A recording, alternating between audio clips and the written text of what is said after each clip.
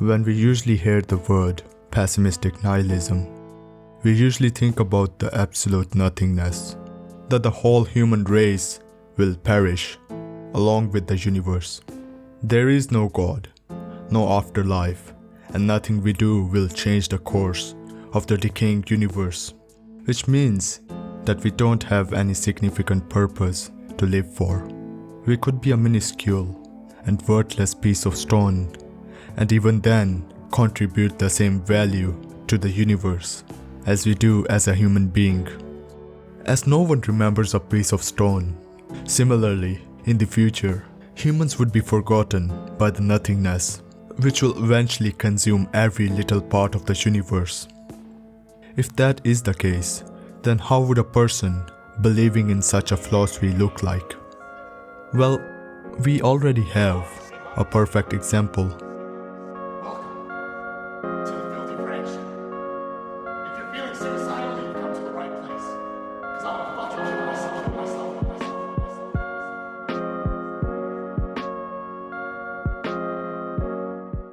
Filthy Frank, Francis of the Filth, or how I like to call him, Papa Franku.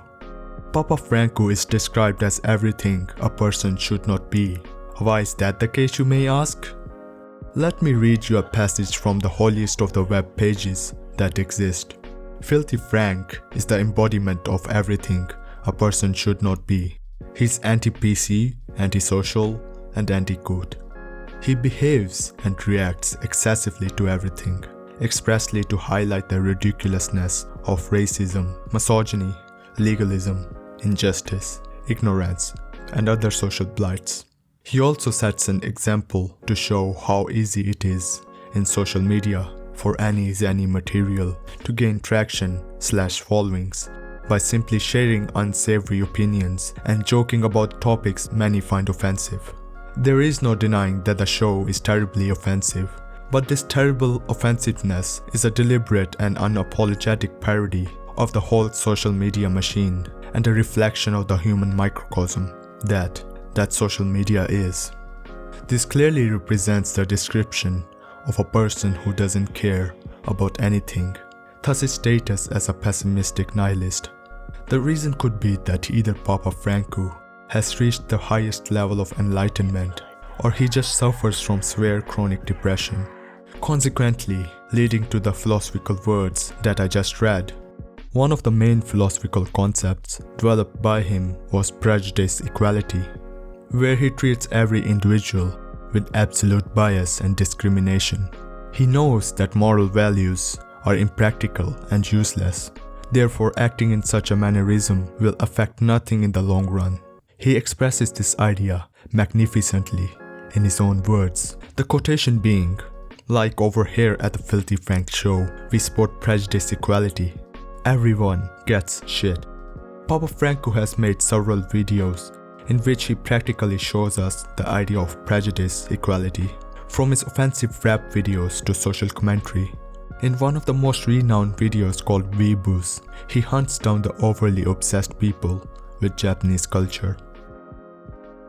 While in the bad internet rappers, he criticizes the mediocre internet hip-hop industry on the rise.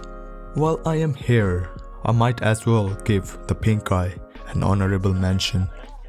The pink eye can trigger every single person in the world despite being unable to speak.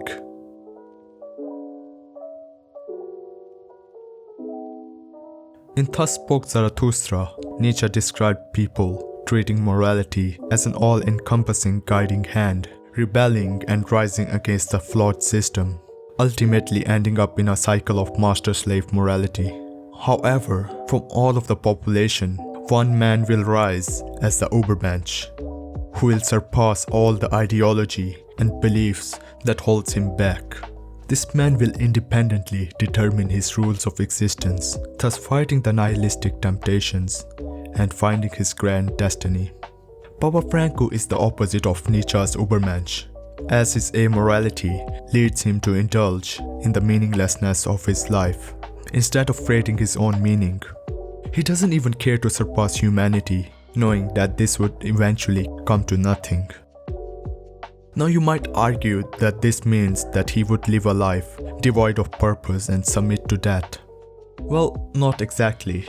As stated, Papa Franku exists in order to be everything a person should not be, which means he already has broken the chains of master-slave morality, ultimately surpassing the Ubermensch to become an ultimate figure of despair.